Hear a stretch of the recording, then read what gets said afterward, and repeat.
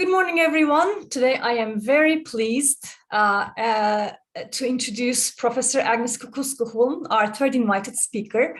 Dr. Kukulska-Hulme is a professor of Learning Technology and Communication in the Institute of Educational Technology at Open University in the UK. She's the leader of the Learning Futures Research and Innovation Program there. She's one of the foremost researchers and practitioners in mobile-assisted and ubiquitous language learning. Professor Kukulska-Hulme is the first author of the seminal works, Mobile Learning, a handbook for educators and trainers, back in 2005, and a very useful guiding document called Mobile Pedagogy for English Language Learning, a guide for teachers. Her current research focuses on opening up education to marginalized populations and migrants, and on the use of mobile technologies and smart personal assistants for widening participation.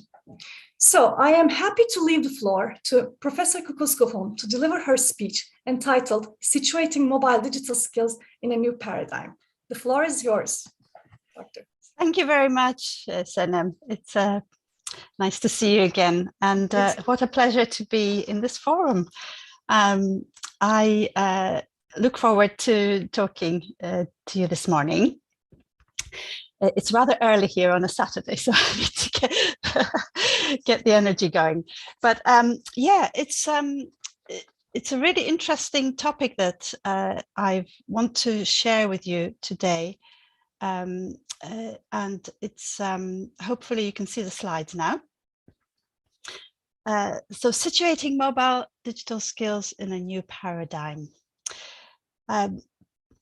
Reflecting on this whole topic, I think we could embrace the idea of competencies alongside skills.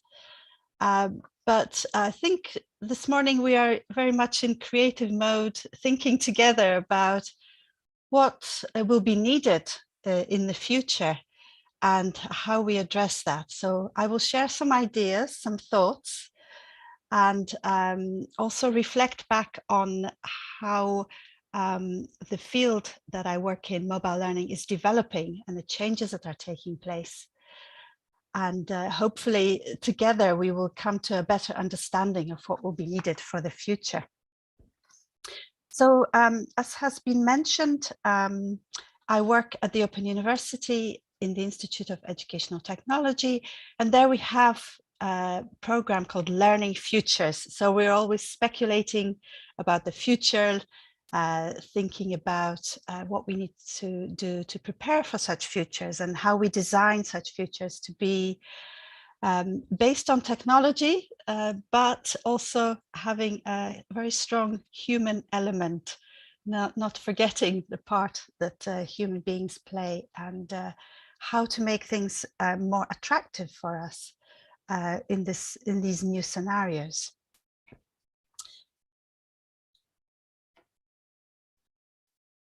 So a little bit more about the Learning Futures program, just briefly.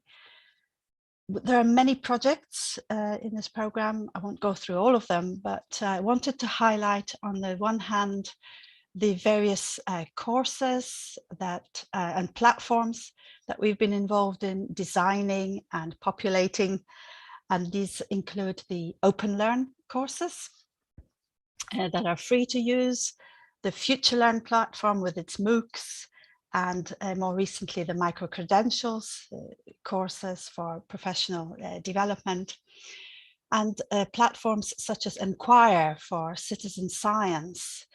So for any citizen to be able to participate in scientific inquiry, to propose inquiries and involve others in such activities. And these are large-scale platforms that attract many thousands of learners. So they introduce a new way of thinking about learning and new opportunities for those participants. Of course, we've done a lot of work with mobile study, mobile apps. So that's a big part of our work and is ongoing. And then we have our annual Innovating Pedagogy reports that I hope you have seen over the past 10 years. We issue one every year. This is our 10th year, and so we're going to produce we're in the process of producing our 10th report, which will come out a little bit later than usual, but will be available later this year. And as I mentioned there, we speculate about the future, the key trends, trying to find a balance between emerging technologies and new approaches to teaching and learning and assessment, often focused on the learner. So although we try to appeal to a wide audience, the common focus is the learner, how we prepare learners, how we also track their existing practices so that we can understand what's happening on the ground, what's happening in social media, how are people using technologies that can inform our designs. Now, as Sena mentioned, a big focus of our work has been on how migrants and various marginalized populations, refugees and others, or simply populations across the world where they don't have such good resources, how such populations can not only benefit from new technology, but show us the way to the future. So in Europe, we've had a number of projects around semi-formal mobile social learning in the city. So the city as a learning environment, designing apps that support people in everyday life. So outside of class, but also connected to authentic learning situations and challenges. Currently, we're doing some work on intelligent voice assistants, both at the university and in terms of doctoral research. So I have a student in that topic, and I'll refer to her work a little bit later again. And here, similarly, the opportunity is to learn anytime, anywhere for supplementary speaking practice, and using the latest tools that are already available on people's phones. And then the work that we're doing internationally. So here I'm highlighting one of our current projects in Africa and Asia in 4 different countries, looking at young people's access or lack of access to education through the mobile phones that they have or they borrow from others, and the role of language in their learning. So particularly the English language, because that's the focus of this, the funding and the project, but also very importantly, the other languages that they use at home and in their education, including French in Senegal and other local languages, and how that whole, how we can understand the interplay between the use of technology and languages and access to education. So I mention these projects because this is informing our work. It's where we come from, if you like. And I think that's important to always recognize. People have different areas of focus or interest because of the work that they've done in the past, the understanding that they have developed. So I was just in preparing this talk, I was reflecting back on some of the work that we've done quite naturally, and remembering the work that I did, well, nearly 10 years ago now, right, on reskilling language learners for a mobile world. So I've been long interested in this topic. And this work was done for the International Research Foundation in English Language Education. So at the time, the idea of reskilling language learners was very new. And there was this notion that we're moving into a mobile world, whatever that might mean. Now, of course, it has multiple meanings. But the idea behind it is that teachers and others who support students need to be thinking about the new skills that language learners have to develop. So in my work, I draw a lot on language learning, of course, but this has wider applicability. And so looking back at this, I was reflecting on some of the key aims or themes that had been that I had identified at the time, and thinking that these are still very, very relevant, and perhaps more relevant than ever. And one of those was making connections between life and learning. How do learners do that? How do we enable them to do that? Life, including work, of course, whether that be part-time work or their full-time work. How does the technology connect different settings, and how do we focus our learners on that, the benefits of connecting those settings, and how do we then enable them to do that? And then there was another theme on giving learners a voice, which was focusing very much on how the technology is not just something that learners use, but that enables them to express themselves in another language, and also to voice their preferences in terms of technology use. So I suppose there are two strands to this. And the idea that the mobile phone, being such a personal device, is part of someone's identity. And so there's a lot of literature around how the use of mobile phones and the appropriation of those phones gives learners more of a voice, and how that is particularly important in language learning, but I think in many other disciplines we would also recognize this. And the third grand theme in this work was guiding learners toward self-direction. So really connected to the previous two themes, the idea that with mobile technologies, there's more potential to be more self-directed, out in the world, setting your own goals, determining what you learn about and how you do that. Of course, these are big aims for learners. They don't necessarily know how to go about self-directing their learning. A small minority rather, are amazing at this, but that is only a minority, and it's not something that that children are necessarily educated to be able to do.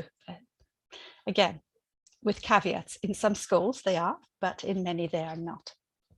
So how can we take advantage of greater self-direction, self-determination, perhaps even from at a more fundamental level, and self-regulation, which goes with that, which is the ability to regulate your learning as you're going along and reflecting on it and setting new goals and so forth.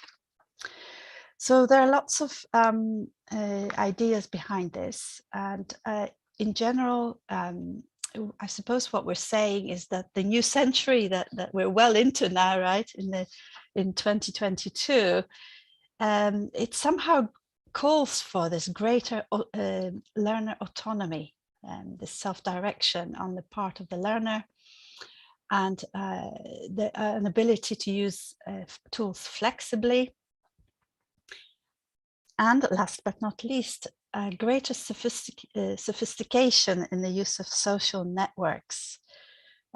Here, in terms of keeping up with the pace of change, so getting your information, the latest updates from your social networks online, but also using those for learning. How do we make the best use? How do we create those networks, use them, and you know, make sure that they're not just social networks, but learning networks. And as part of this work, I also reflected on what a smart learner might be. How would we characterize such a person who has been reskilled, you know, for this new mobile world? And it seemed that of course, they needed certain skills, but also they needed a different attitude. They needed a lifelong learning attitude, a long-term view of their learning. How do the skills that we acquire now will serve us in the future, in our employment, in initiatives that we might wish to undertake in the future? You know, whether those be social initiatives or others. And what sort of skills might we want to acquire along the way? It also recognizes, such a person rather recognizes that there's something different about language learning now, that there's global cross-cultural communication taking place, and that this is a driving force for language learning. So the language learning is not just for maybe a visit to a particular country. It's, you know, it's kind of a very traditional view of why you might learn a language, but also connecting more broadly across platforms where there are many people from different backgrounds and cultures. And so therefore, how does that impact on teaching, learning, and the use of technology? And the third point here is about using technology to enhance your language learning potential. And so using the, you know, the smart aspects of tools such as maybe translation tools or smart assistants and other emerging technologies to augment your language learning potential. Now, it's a big aim, isn't it? But it's kind of, it's more of an attitude, more of a disposition that we're talking about here. So, so these are some fundamental ideas. And as I mentioned, we're talking about a mobile world and our understanding of what that means. At a very simple level, it's a world that's permeated by mobile technology. Lots of people using mobile phones, but that's a very basic understanding. A more intricate understanding of a mobile world is one that focuses on mobility, whether that be very local mobility, you know, walking around your room or around your building or around your country or, you know, around the world. It's different layers of physical mobility. And then, of course, the conceptual mobility that that comes on top of that, using technologies flexibly in a mobile way, sharing content, and so on. And one could go on. I could have another talk about the mobile world, but that's probably for another time. However, when we think about mobile learning, it's important to note that it's evolving, it's changing, and ideas that we had in the past about learning in class are still important, of course, but increasingly the learning is out of class. But of course, the concept of a class has changed as well dramatically, especially in recent years. So in this picture up at the top, you've got the class settings, either collaborative or individual mobile learning within those classroom settings, supporting development of ideas or individual support for learners. Then in the middle layer there, you've got some outdoor learning going on and some learning at home. Again, either collaborative or individual. And here, the technology is being used in many different ways to maybe learn about you know, to have situated experiences, so that include the environment you're in. So perhaps these young boys are learning about agriculture or plants in that setting, or they are simply out in the field learning. So we don't know in this case. And then the young girl who's at home, again, maybe using the affordances of her home environment, or maybe just learning at home. And at the bottom, a more ambiguous picture that I suppose emerges from our current experiences of learning wherever we can and wherever it's convenient, wherever it's relevant, on multiple technologies. So perhaps combinations of laptops and mobile phones, for those who are lucky enough to have them, of course, because we make a lot of assumptions about what people can afford or have access to and how well it works for them.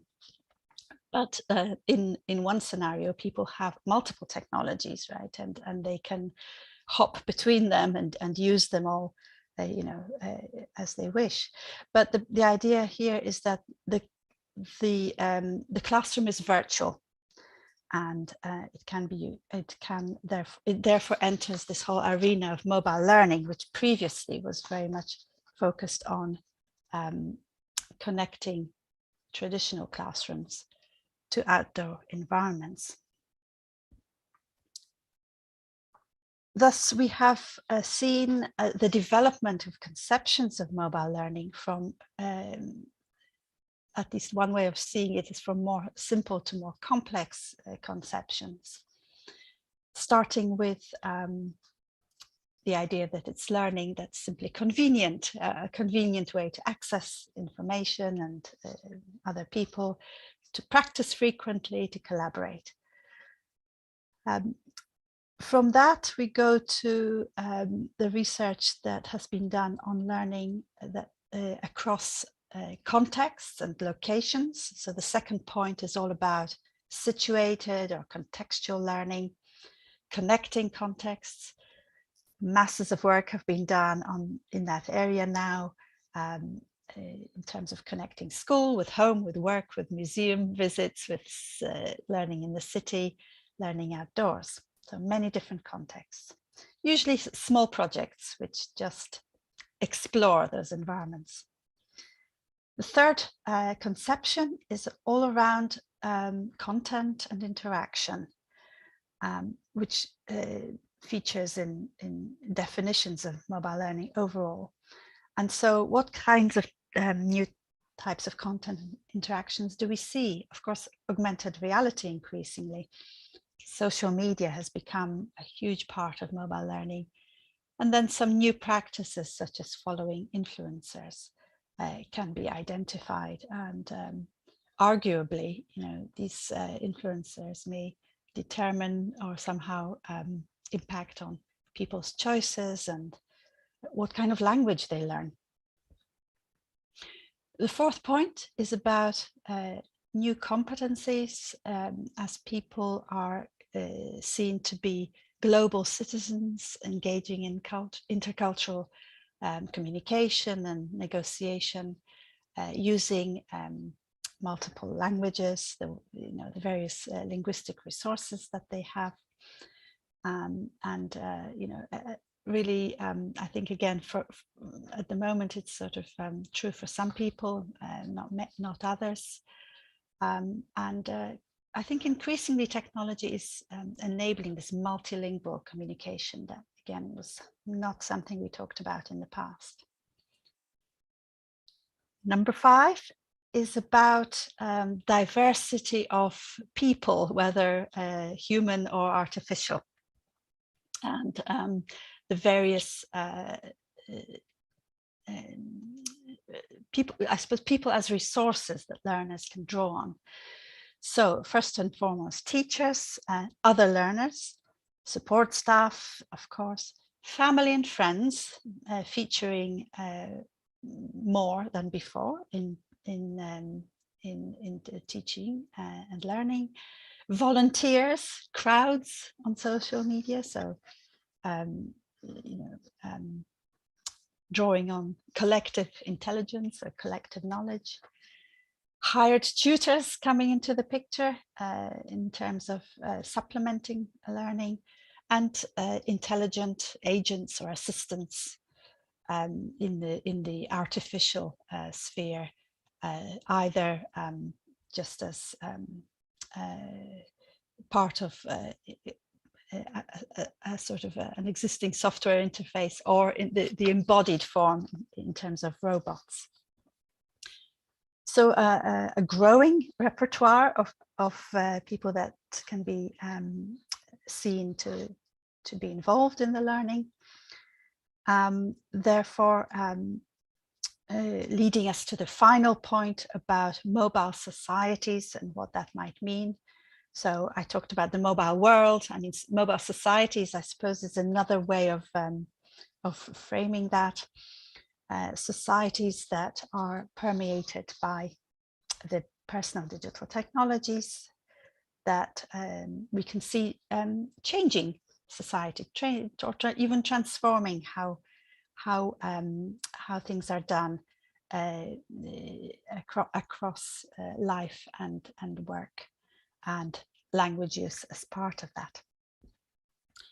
So we're looking at these different conceptions because I think depending on your conception of mobile learning, it will influence how you see what needs to happen, how you need to prepare your learners.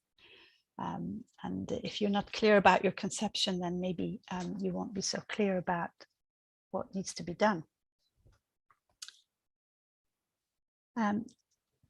Thinking a little bit more about where we are now then with contemporary perspectives on mobile learning. We are in strange times, right? And the last 2 years have particularly impacted our thinking, and mobile devices have shown their worth, their value as a key means to access education in challenging times.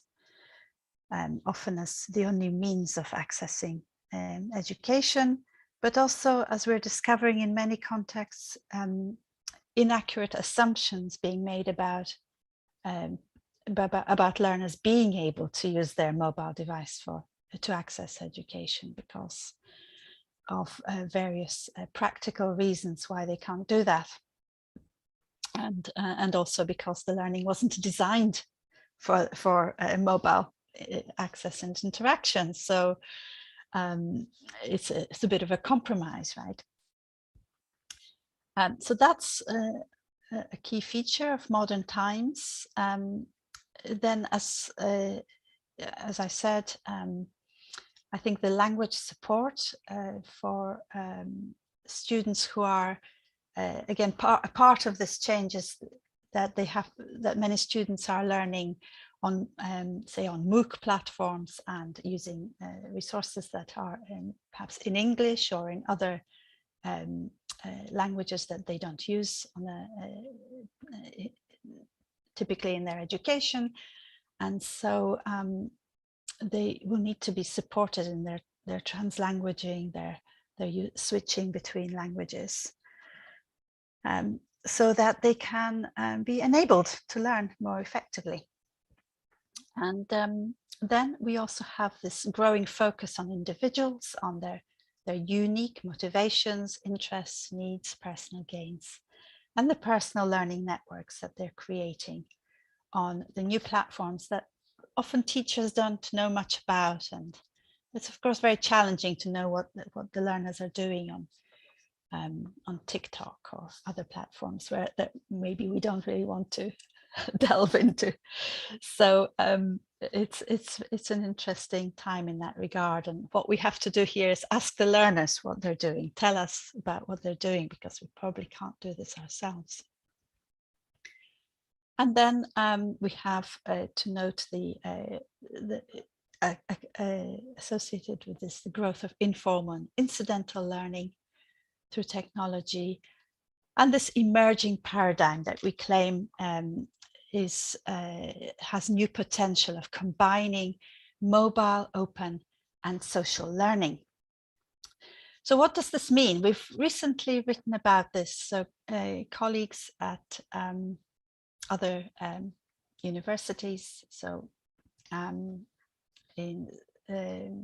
UNED and University of Wolverhampton, we've been working on this together and published a paper on mobile open social learning for languages. So the key argument here is that we can no longer think of these fields as being separate. We're talking about learners learning while mobile,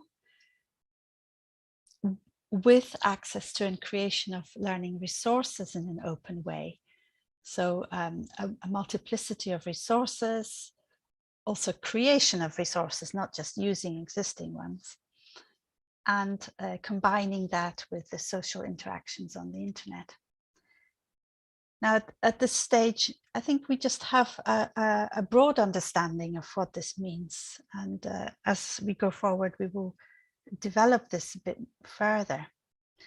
But in this new paradigm, as we see it,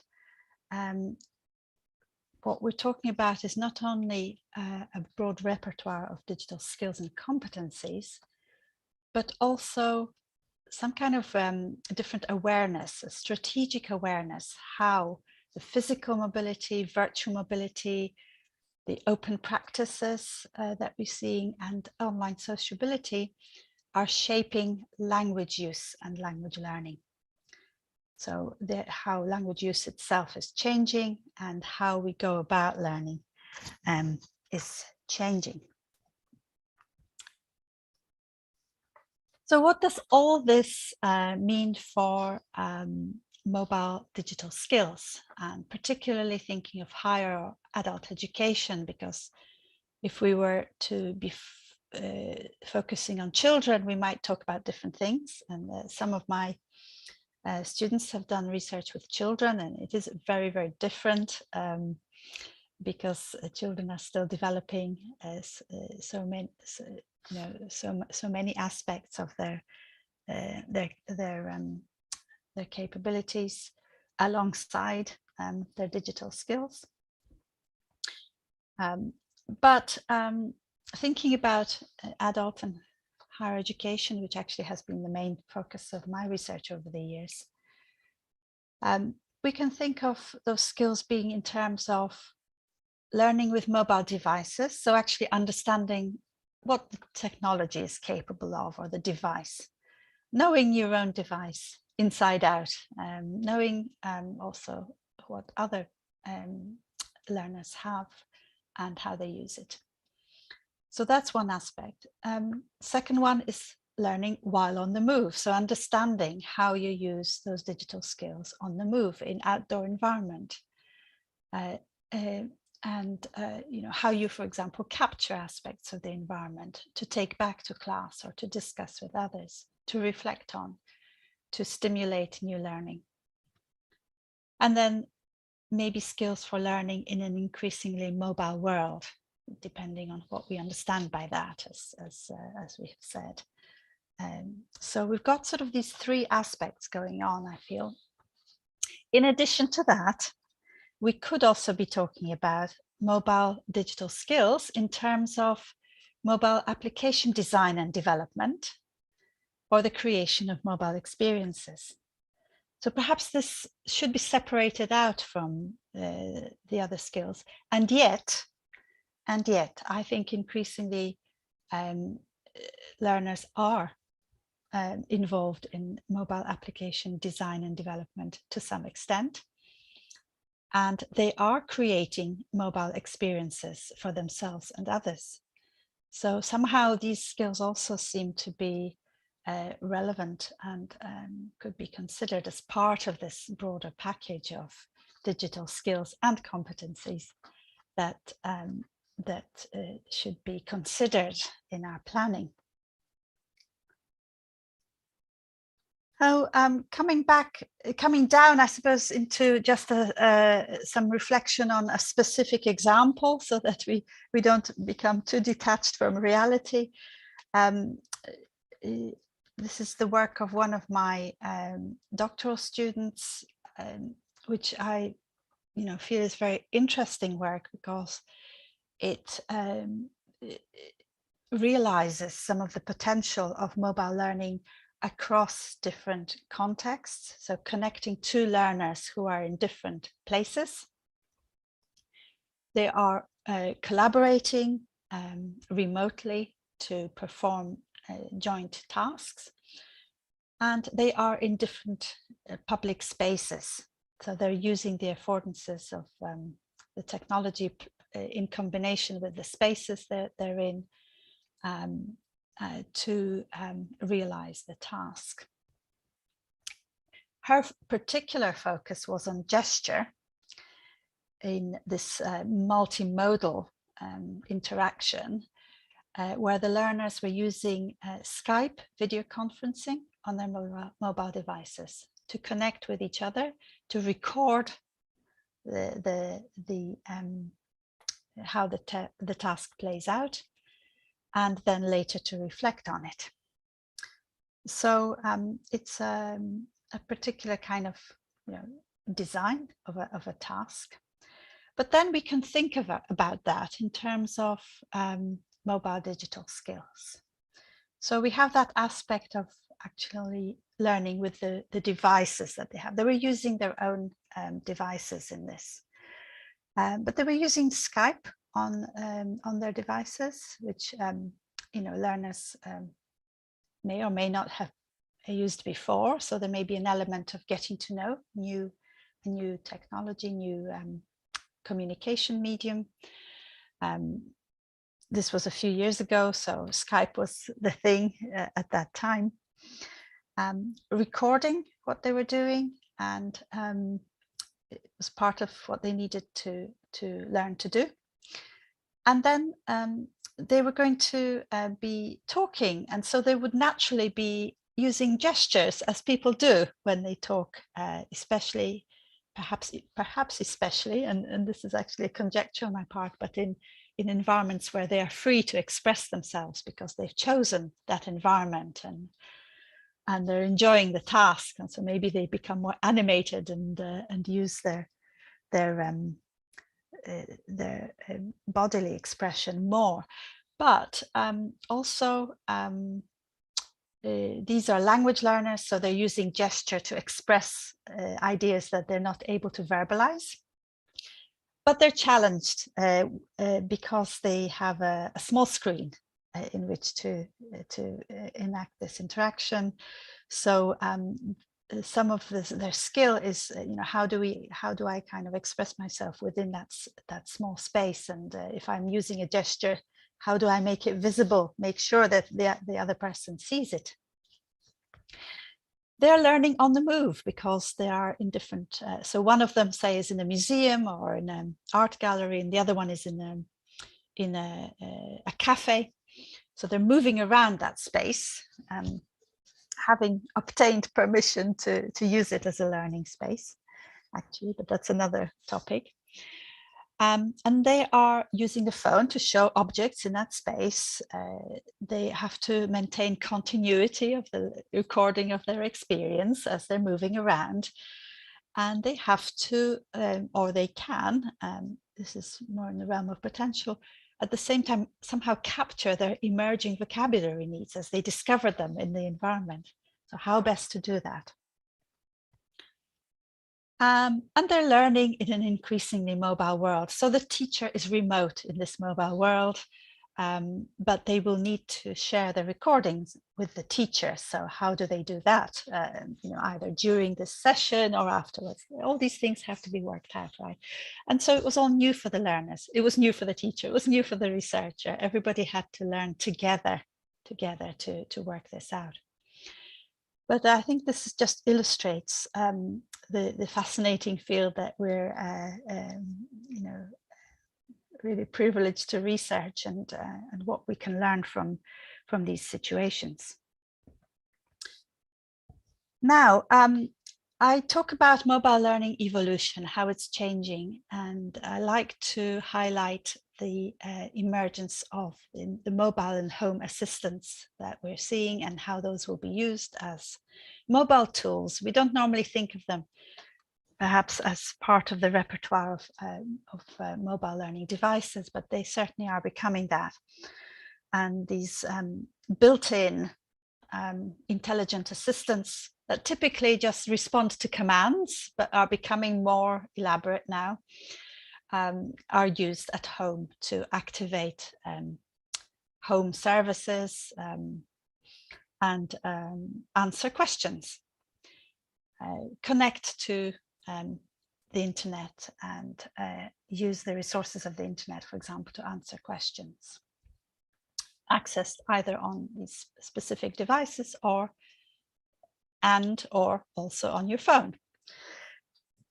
So this is an important development that we've been seeing over the past few years, and in research it's often the focus is often on chatbots specifically, because with a chatbot you can see the conversation on your phone and you can have a more sustained conversation.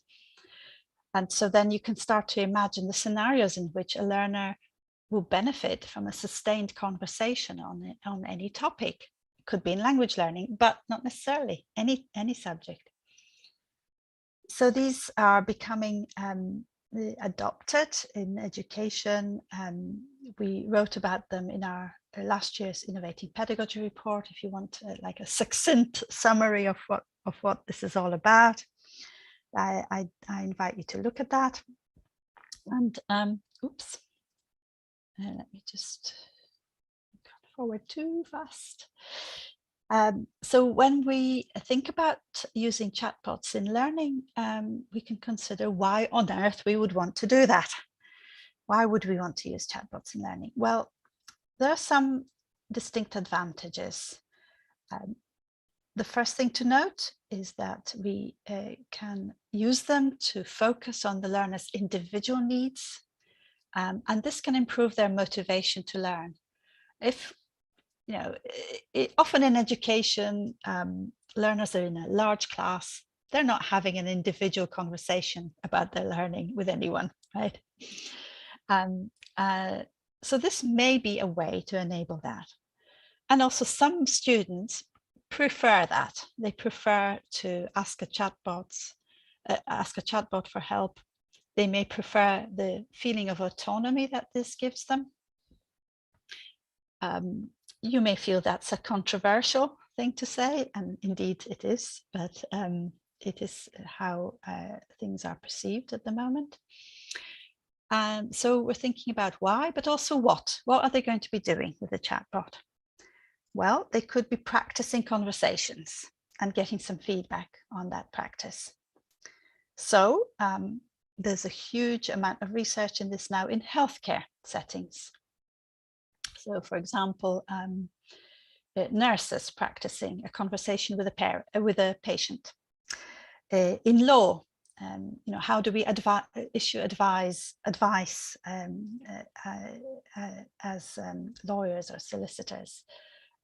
What kinds of conversations can be practiced? And in language learning. So these are just some examples that are prominent. It's also a way to practice problem solving or decision making through a conversation. To practice that, maybe build your own chatbot. That's also becoming possible. And what you can learn through that by doing that about conversations, their structures, their limitations, and so on. So you're then enabled to reflect on your learning, on your problem solving, and indeed on the limitations of this kind of interaction with chatbots.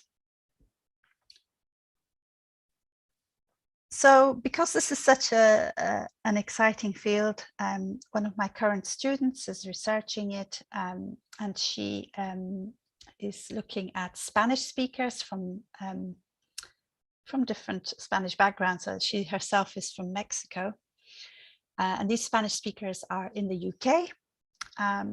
They are using intelligent personal assistants on, so the Google Assistant specifically on their phones. And she is interested in whether such conversations with the Google Assistant can help their willingness to communicate in English as a second language in the UK. So these learners, like many other learners, want to practice their speaking skills. They want to have more opportunities to practice speaking. Nowadays, there are many opportunities, of course. So how does the Google Assistant add to those opportunities? How is it different? how is that interaction different from speaking to people? How can it be, is it going to help people overcome their hesitation and their anxieties? Or is it going to complicate matters and make it even more difficult to learn? We don't know until we do lots of research in this area and find out. So she's looking at how they use the assistant, their perceptions, attitudes, and their experiences, and the strategies then that they may use to overcome any challenges and communication breakdowns that occur in such situations. So lots to explore there, and she's at quite an early stage in this, but I think it will be extremely interesting. So if we reflect then on some of the skills that might be involved in this new area, the learners are having to make some linguistic or conversational choices, of course, when chatting with chatbots. Natural language processing means that these tools are becoming really, really good and can cope with a lot of input. And they can respond appropriately to a large degree, so they can recognize when the conversation's not going well, and they can say, well, I don't understand that, or they can refer you to a human being if they recognize they've reached their limits. But the learner has this growing awareness then of choices that are made in conversations, and whether they are understood. They get feedback on what they're saying, and they understand or can be helped to understand the risks and limitations of such conversations as well, in terms of, for example, data privacy. Is their conversation being recorded? Who will see this conversation? Does it matter? And so on. And do we make this a casual practice for the learner to use as and when they wish, or do we assess it? Do we store it for assessment? These are, I think, some of the challenges that either we will have to face, or it's a choice for us. Do we want to engage with this and build this into our teaching and learning? So the future of mobile learning, what is it, and how do we avoid a sad future? This refers actually to this picture that I found, and I thought that's not a very happy scenario of a robot, lonely robot sitting on a bench, using mobile technology to learn. It's quite funny, and it's quite thought-provoking as well. Would such a person be part of such a thing, creature, be part of the repertoire of actors in the new learning environments of the future? I think the future will be technology driven, and so it will include the next generation of wearable devices, as that is growing very fast in terms of new kinds of watches. The clothing, I think, seems to be the next thing, cheaper and easier to use glasses and earpieces. Augmented reality, our surroundings themselves being more instrumented or technology rich, so sensors being built into our surroundings, buildings, rooms. The more embodied intelligent agents such as robots being used as companions for learning, and the mobile learning analytics, understanding how and tracking how learners are learning on the move, and collecting data about that as we go along. So what will be the new skills for learners and teachers? I think we will need to understand artificial intelligence better and data analytics, and use them more thoughtfully, more ethically. skillfully combining education with well-being, because I think these technologies, on the one hand, support well-being, on the other hand, they threaten it.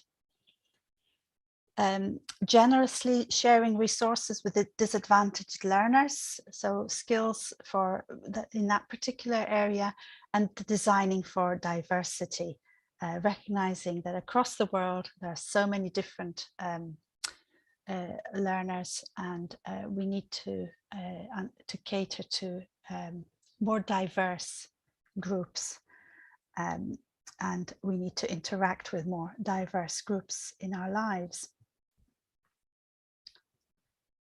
On a more sort of positive note, I suppose I wanted to end by mentioning the book that Valentina, Morgana and I put together. There are in this book some case studies on storytelling, reading, virtual exchange and mobile collaboration. And so if you haven't seen that, it's about mobile learning across different levels of education, primary, secondary, adult, higher education, and the themes that are common to these different contexts, the emerging themes, I think hopefully inspiring themes. And I don't have time to go into this in any detail now, but these themes include enjoyment, perception of personal gains, the multiplicity of technologies, methods and modalities, and then at the center is the frequent interaction and reflection that's enabled by mobile technologies, and around that notions of unfettered, meaning unlimited flow of information, and breaking down barriers.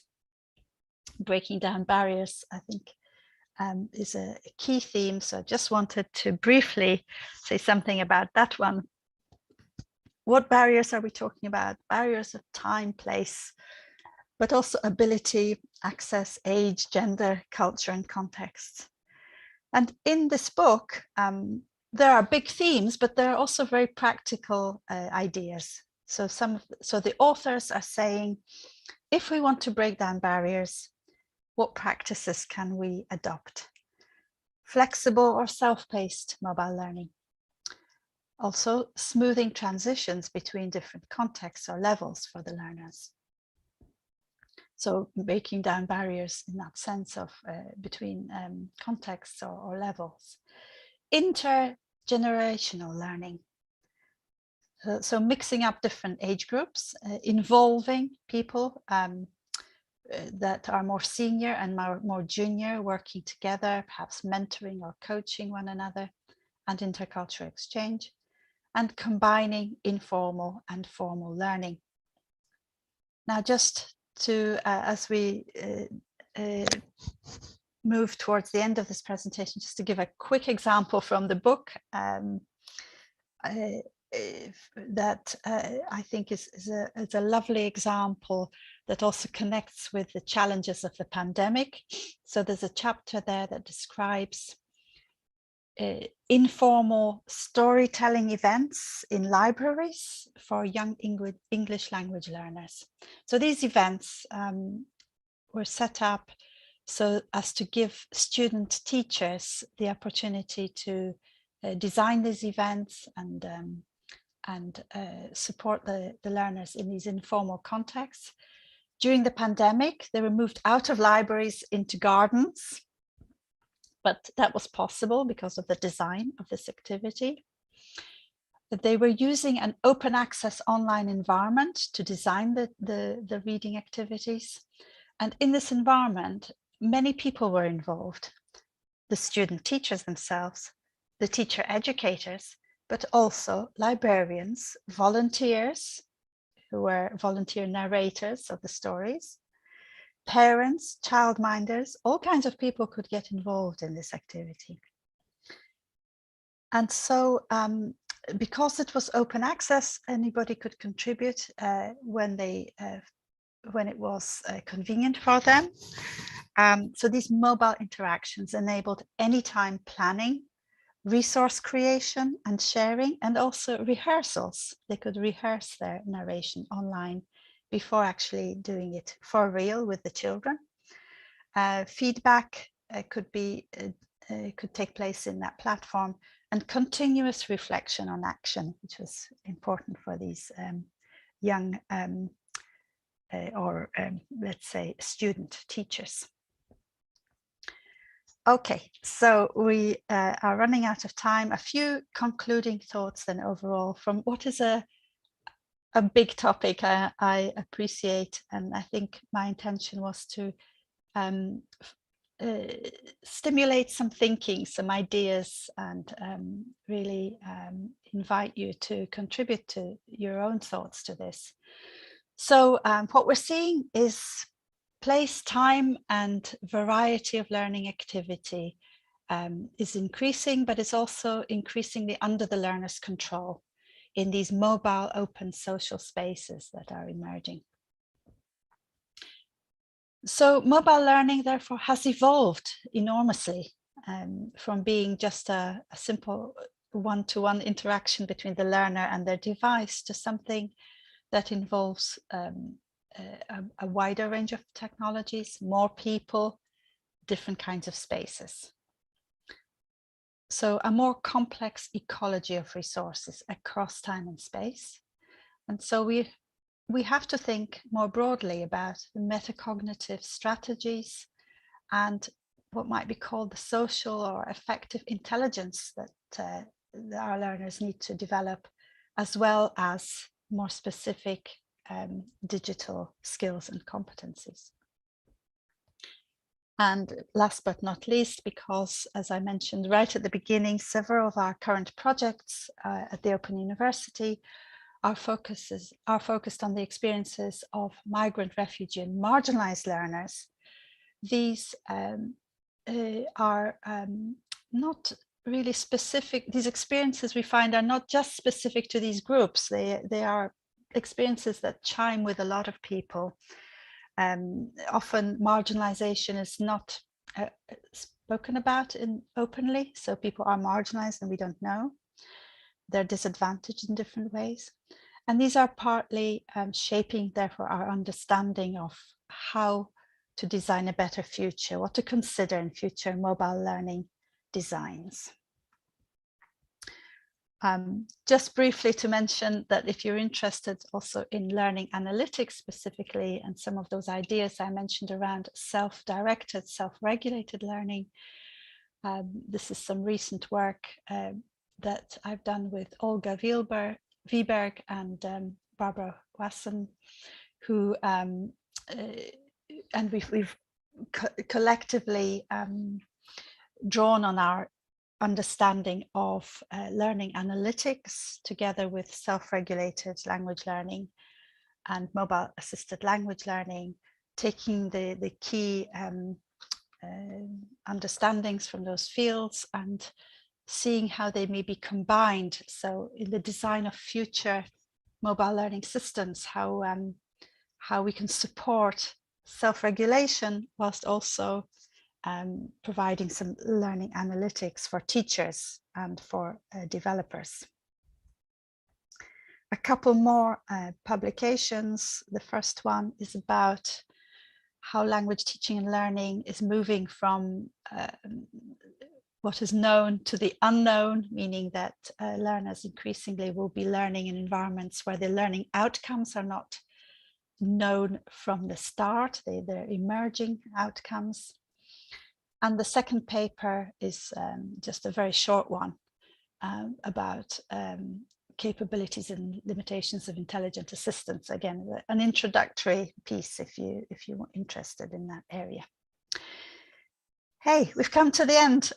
So thank you very much. And I hope that has given you food for thought. And as I mentioned, I think this is an emerging field. It's we can say we know some things about mobile digital skills for the new generation of learning, but people like yourselves have the opportunity to input to this and make your mark in terms of perhaps developing new frameworks, new analytical ways of thinking about these emerging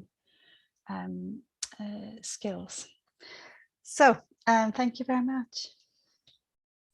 Thank you very much, Dr. Kukulska-Hulme. This was a very comprehensive overview of mobile learning, and we really appreciate it. And it was that you've given this talk at a very early hour on a Saturday morning is also quite impressive. Thank you very much. I'm wide awake now. I bet. Actually, what I would like, I mean, there are some comments and questions on chat and Q&A, but I'd like to make a couple comments before we move on to them. One thing is that I was very interested in what you have said about self-regulated, self-directed learning using mobile technologies, because Professor Bayurt and I have started just slightly before pandemic. We've given our prep school students at the University of Boğaziçi University a survey about how they use mobile technologies for out-of-classroom language learning experiences. And we have observed the same thing. Very little part of them, I mean, minority of them actually use mobile technologies in a systematic, in an organized and conscious level for their outside language learning experience. And mostly what they make use of is they use mobile technologies to learn vocabulary and for listening to podcasts, or at most watching some videos, but very, very rarely to pair up with other speakers, to have interactive, collaborative, communicative language learning experiences. I was wondering, do you observe the same thing with migrant learners, refugees, since their need is more pressing? Is it that they make use of mobile technologies for more communicative experiences? How do they make use of them? Yeah, I think, well, I definitely recognize what you say, certainly particularly in surveys, that's the kind of picture that emerges, that people use, you know, specific resources. Maybe it's partly a feature of surveys, the questions we ask them. We were going to interview these students, but then the pandemic started. Yes, that's right. Fell apart, unfortunately. Yes, I know. Yeah. So yeah, sometimes through interviews, if they can be done remotely, we can discover more about practices. But yeah, learners do tend to resort to familiar ways of learning, and things that where they have I think a sense of gain or progression. If they learn vocabulary, they feel they've done something, and they've learned something. More observable, right? Yes, that's right. It's more sort of almost tangible, you know. Yes. And they can tell others, look, I've learned 600 new words. So whereas if you have a conversation with someone, it's far less tangible, I think. So that's something to reflect on, and definitely you know, echoes our experiences. Another of my students, Christina Lirigu, who's just finished her doctorate, was looking at Greek learners. Not Greek learners, yes, well, young people in Greece learning English, so they are Greek learners, but they're not learners of Greek. Yeah, so they and looking at how they are using different informal ways of learning English. And so watching videos, podcasts, as you say, but also some spoken practice. So you know, imitating dialogues or speaking to themselves. So they actually, some of the best learners, I think, do a lot of individual practice of speaking with themselves.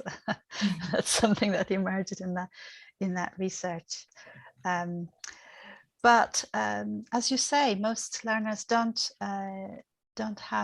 haven't really thought about what they're doing. They're right. Attracted to something because it's interesting. A podcast is interesting. They like somebody. They like to listen. Some of them reflect on so in that research reflected on the fact they wanted to be exposed to a wider range of accents, for instance, or be able to get used to listening to people speaking at different paces. So there was some reflection on what they were trying to get out of it or what they were gaining from it. But not that much, because it's not something, these are young people, so not that experienced in terms of reflecting on their learning. So lots of potential then there to help them reflect, to help them maybe set some goals, and to think about what they're doing, and then also to get more out of the actual listening, or the even if they are just listening, how do you, we know so many different ways of learning from listening, right? So we can, I think, more formally teach that to our students. And maybe technology can help us as well, because it is what we discover in that research. These are very individual choices that people are making about what they're interested in. So it's quite difficult for a teacher to support all the individuals, right? So maybe there is a role for technology to do it to some extent. And it is kind of doing that in making recommendations to us. So it's sort of early days. Thank you. Yes, and I think that's also part of a lack of reflection, because these students actually make use of social media tools to interact with other people. But they don't really observe this or consider this as part of language learning. Which is actually part of it, but they don't realize maybe. Yes, that's right. Yeah, yeah. Yes, I've also sort of often made that point about reflection on how language is changing. But I suppose that's the question, is whether that's suitable for those who are, say, at beginner levels, or whether that's a more sophisticated activity for those who are more advanced. And I think there are arguments either way, actually. Maybe learners can be enabled to look at language reflectively, even from an early stage. They don't have to go through a process of really acquiring a lot of language before they can reflect on it. Right. Thank you. In fact, there are many comments in chat thanking you for this wonderful talk. There are also some comments regarding the future of language learning is in AR and VR technologies. But there are two questions in Q&A. Unfortunately, we're running a little bit tight in time, but I'd like to ask these questions. The first one from an anonymous attendee is, when you focus on where to learn, there is no place anymore. You just need a digital link to what you want to learn. But what about to learn? What about what to learn? Do you think that students can learn anything on the move? For example, a difficult physics theory necessitates a long time to study on. What do the students learn on the move? Do we have to focus on it? Yeah, the idea that you might that not everything can be learned optimally on the move. I think what this is referring to is that some tasks and activities require a concentrated amount of dedicated time. I don't know if this is what the person's referring to, but that can be, I suppose, any time. But then, who's going to help you is the other aspect to this. Are you going to be? You are anywhere, but where is the help that's going to help you understand that complicated theory? Is it a teacher? Is it other learners? Is it resources that you can access? So yeah, those are some of my thoughts about that. Thank you. And the one other question, last question from Müzeyyen Aykaç-Erdoğan: if an educator has a resistance towards involving into the integration of face-to-face learning with tech-based education, or if she's scared, how is she persuaded to try the new innovative instructional education for the coming tech-based classes in this era? So in other words, how can we encourage teachers to make use of these technologies? Quite a broad question. Yeah, it's a common one, isn't it? And I think it's about, on the one hand, pairing up with other teachers so that you're not doing this on your own, because it can be frightening to do it yourself, and it's quite exposing if you're not confident. So doing it together with others, at least one other person or a small group, is one one strategy. And the other one, letting the learners lead the way, you know, getting them to tell you what they're doing, how they're doing it, together reflecting on that, so that it's not all down to you, but the learners are themselves involved in this, and you know, maybe bringing in help into class from you know, other people who are more knowledgeable, I suppose, and giving them that opportunity to develop their teaching skills by being involved in your class. Okay, thank you very much, Dr. Kukulska-Hulme. I have many remarks about the voice assistants and everything, but maybe we can talk on a personal time later on. Yeah. Thank you very much for this great talk and for being with us in this conference. It was an honor to host you here today.